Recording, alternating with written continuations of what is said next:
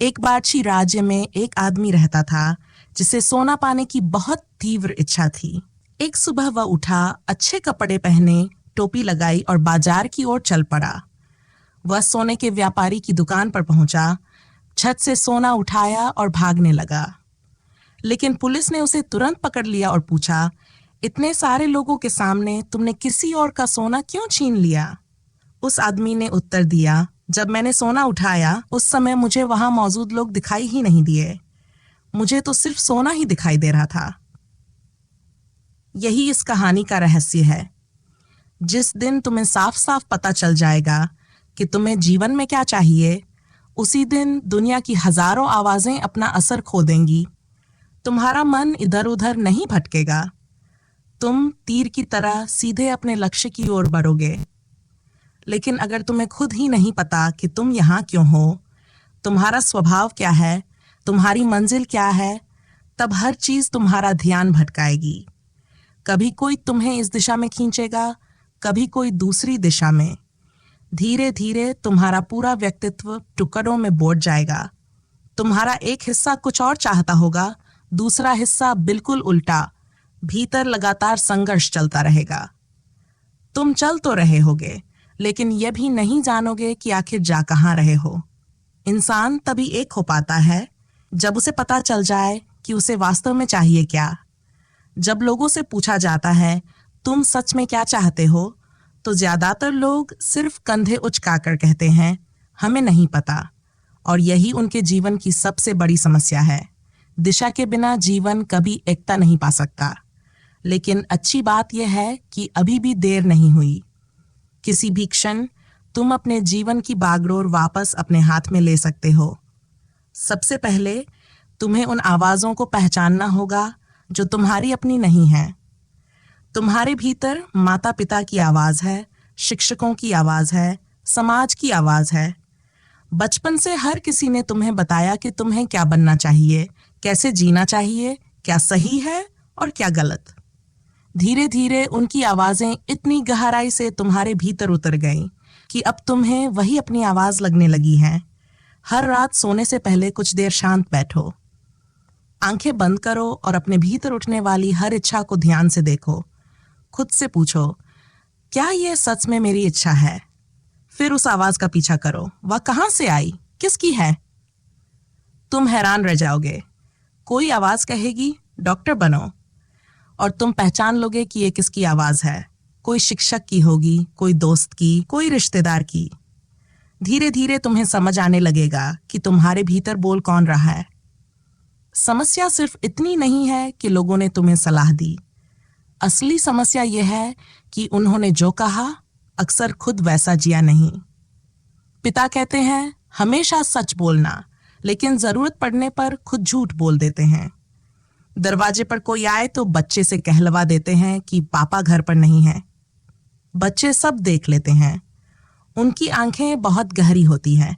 वे शब्दों से अधिक व्यवहार को पढ़ते हैं। पिता कहते हैं, छोटे भाई को मत मारो, तुम उससे बड़े हो। लेकिन वही पिता अपने से कमजोर लोगों पर गुस्सा निकालते रहते हैं। बच्चा सुनता कुछ है और देखता कुछ और। उसके भीतर विरोधाभास जमा होने लगते हैं। स्कूल कुछ सिखाता है, जीवन कुछ और मांगता है।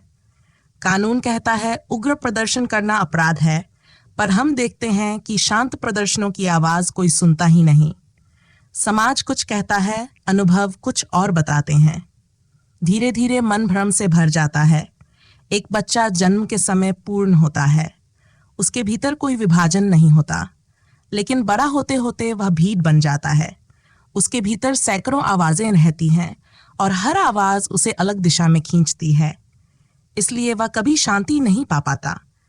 लेकिन याद रखो, जो कुछ सीखा गया है उसे भुलाया भी जा सकता है। जो तुम्हारा स्वभाव नहीं है उसे हटाया जा सकता है। बस जागरूकता चाहिए। जैसे स्लेट पर लिखा हुआ मिटाया जा सकता है, वैसे ही मन पर लिखी हुई उधार की बातें भी मिट सकती हैं। पहले उस सब को साफ करो जो तुम पर थोपा गया है, तभी तुम्हारे अपने हृदय की धीमी सी आवाज सुनाई देगी। लोग पूछते हैं, मन की आवाज और हृदय की आवाज में अंतर कैसे करें? अभी ये कठिन है, क्योंकि मन बहुत शोर करता है। हृदय कभी चिल्लाता नहीं, वह सिर्फ फुसफुसाता है। बचपन से माता पिता चिल्लाते रहे, शिक्षक चिल्लाते रहे, समाज चिल्लाता रहा, इसलिए मन की आवाज बहुत तेज हो गई। लेकिन सत्य कभी शोर नहीं करता, ईश्वर भी फुसफुसाहट में बोलता है। जब तक भीतर का ये शोर शांत नहीं होगा, तब तक उस धीमी आवाज को सुन पाना असंभव है। तुम कभी किसी और जैसे नहीं बन सकते। चाहे पूरी दुनिया कोशिश कर ले, तुम वही बनोगे जो तुम्हारा स्वभाव है। और जब तक तुम स्वयं नहीं बनते, तब तक सुख भी नहीं मिलता। जैसे गुलाब का पौधा तभी खिलता है जब उस पर गुलाब ही खिलते हैं। अगर वही पौधा कमल बनने की कोशिश करे तो वह सिर्फ पीड़ा पाएगा। यही हमारे जीवन की भी सच्चाई है। मन से लड़ो मत, उसे दबाओ मत, सिर्फ उसे देखो। हर रात शांत बैठो और हर विचार की जड़ तक पहुंचो। पता लगाओ कि वह कहां से आया। जैसे ही उसका स्रोत दिखाई देगा, उसका बोझ अपने आप गिर जाएगा, क्योंकि तब तुम्हें समझ आ जाएगा कि वह तुम्हारा था ही नहीं। यह काम धीरे धीरे होगा, लेकिन कुछ महीनों बाद तुम अपने भीतर एक अद्भुत हल्कापन महसूस करोगे। ऐसा लगेगा जैसे तुम्हारे जीवन की किताब पहली बार बिल्कुल साफ हो गई है और अब उस पर किसी दूसरे की नहीं, सिर्फ तुम्हारी अपनी लिखावट होगी। और जिस दिन तुम्हें अपने हृदय की वह छोटी सी आवाज सचमुच सुनाई दे जाएगी, उसी दिन तुम्हारा पूरा जीवन बदल जाएगा। अचानक तुम्हारे भीतर बिखराव समाप्त हो जाएगा। तुम्हें अपनी दिशा मिल जाएगी, तुम्हें अपना सोना दिखाई दे जाएगा और फिर तुम्हें दुनिया की भीड़ नहीं दिखाई देगी। तुम बिना रुके तीर की तरह अपनी नियति की ओर बढ़ते चले जाओगे। दूसरों की बात मान लेना बहुत आसान है। माता पिता का अनुसरण करना आसान है। समाज के अनुसार जीना आसान है। भीड़ का हिस्सा बन जाना आसान है, लेकिन अपने रास्ते पर चलना बहुत कठिन है। फिर भी विकास हमेशा कठिन रास्ते से ही आता है। इसी बात को समझाने के लिए एक और कहानी सुनो। एक किसान था। एक साल उसकी फसल खराब हो गई।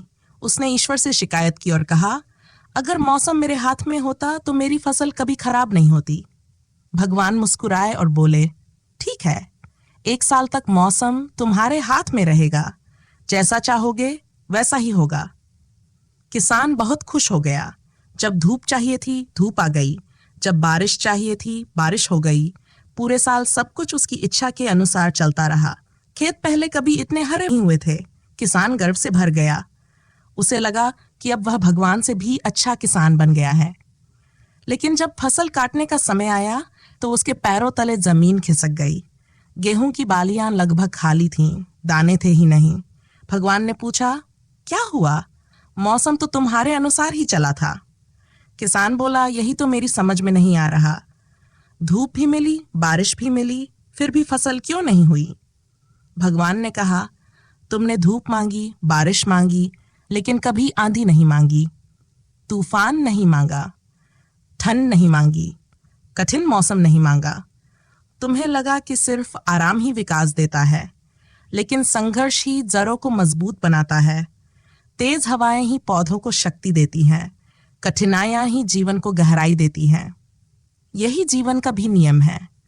अगर तुम केवल आसान रास्ता चुनोगे तो बाहर से जीवन हरा भरा दिखाई देगा, लेकिन भीतर से खाली रह जाएगा। कठिनाइयों से मत भागो, वही तुम्हें मजबूत बनाती हैं, वही तुम्हें तुम्हारे वास्तविक स्वरूप तक पहुंचाती हैं। और जिस दिन तुम अपने असली स्वरूप को पालोगे, उसी दिन तुम्हें अपना सोना भी मिल जाएगा, अपनी दिशा भी और अपनी मंजिल भी। जीवन केवल सुख से नहीं चलता। जीवन तभी संभव है जब उसमें धूप भी हो और छांव भी, जीत भी हो और हार भी, सुख भी हो और दुख भी। जैसे दिन और रात मिलकर एक पूरा चक्र बनाते हैं, वैसे ही आराम और संघर्ष मिलकर जीवन को पूर्ण बनाते हैं। अगर जीवन में सिर्फ सुविधा ही सुविधा हो तो जीवन नहीं बचता, केवल जड़ता बचती है। जीवन इन 2 ध्रुवों के बीच बहता है। इन्हीं के बीच चलते चलते मनुष्य संतुलन सीखता है। इन्हीं 2 पंखों के सहारे वह सबसे ऊंची उड़ान भरना सीखता है। लेकिन अधिकांश लोग सुविधा चुन लेते हैं और यही उनकी सबसे बड़ी भूल है। उन्हें लगता है कि आसान रास्ता ही सही रास्ता है, इसलिए वे वही करते हैं जो माता पिता कहते हैं, जो शिक्षक कहते हैं, जो समाज कहता है, जो धर्मगुरु कहते हैं। हर आदेश के सामने हाँ कहना बहुत आसान है, भीड़ के साथ चलना आसान है, लेकिन इस आसानी की कीमत बहुत बड़ी होती है। इस रास्ते पर चलकर तुम सुरक्षित तो रह सकते हो, पर कभी विकसित नहीं हो सकते।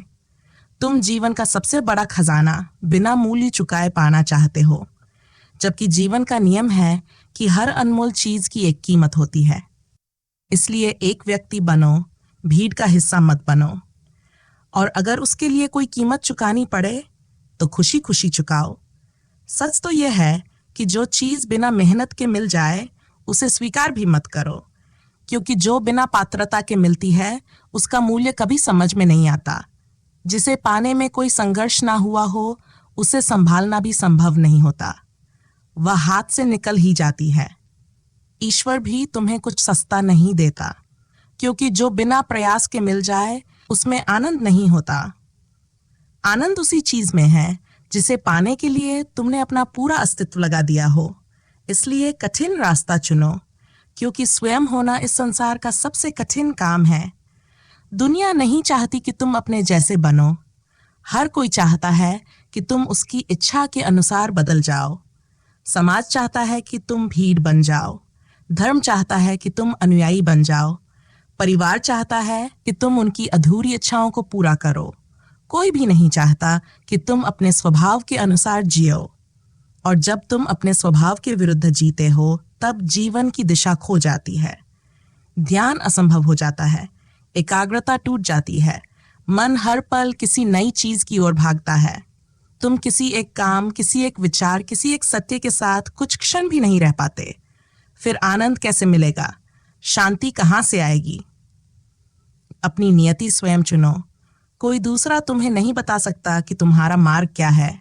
यहाँ तक कि अभी तुम स्वयं भी उसे नहीं जानते। उसे धीरे धीरे महसूस करना होगा, उसे भीतर से पहचानना होगा। उसके लिए सबसे पहले उन सभी उधार की बातों को छोड़ना होगा जो बचपन से तुम्हारे ऊपर लाद दी गई हैं। जब मन उन आवाजों से खाली होगा तभी तुम्हारा अपना हृदय बोलना शुरू करेगा। आज जिसे तुम अपनी अंतरात्मा समझते हो वह भी शायद तुम्हारी अपनी नहीं है। वह केवल समाज द्वारा बनाई गई एक नकली अंतरात्मा है। वह तुम्हारे भीतर बैठी हुई उधार की नैतिकता है। उसे छोड़ दो, और जैसे ही वह हटेगी उसके पीछे छिपी तुम्हारी असली अंतरात्मा स्वयं प्रकट होने लगी। वह हमेशा से तुम्हारी प्रतीक्षा कर रही है। जिस दिन तुम्हारी असली अंतरात्मा तुम्हारी चेतना का हिस्सा बन जाएगी उसी दिन जीवन को दिशा मिल जाएगी। फिर ध्यान कोई अभ्यास नहीं रहेगा, वह तुम्हारी छाया बन जाएगा। फिर तुम्हें एकाग्र होने की कोशिश नहीं करनी पड़ेगी। तुम्हारा पूरा अस्तित्व स्वयं एकाग्र हो जाएगा। तभी उस व्यक्ति की बात पूरी तरह समझ में आती है जिसने कहा था, जब मैंने सोना उठाया तब मुझे वहां कोई इंसान दिखाई नहीं दिया, मुझे तो सिर्फ सोना दिखाई दे रहा था। जब तुम अपनी नियति को पहचान लेते हो तब तुम्हें भी केवल वही दिखाई देता है जिसके लिए तुम इस धरती पर आए हो। फिर दुनिया का शोर समाप्त हो जाता है। प्रलोभन अपना आकर्षण खो देते हैं। बाधाएं रास्ता नहीं रोकती। तुम्हारी आंखों के सामने सिर्फ तुम्हारा सोना होता है, सिर्फ तुम्हारी मंजिल होती है। और फिर तुम बिना भटके एक तीर की तरह सीधे अपनी नियति की ओर बढ़ते चले जाते हो।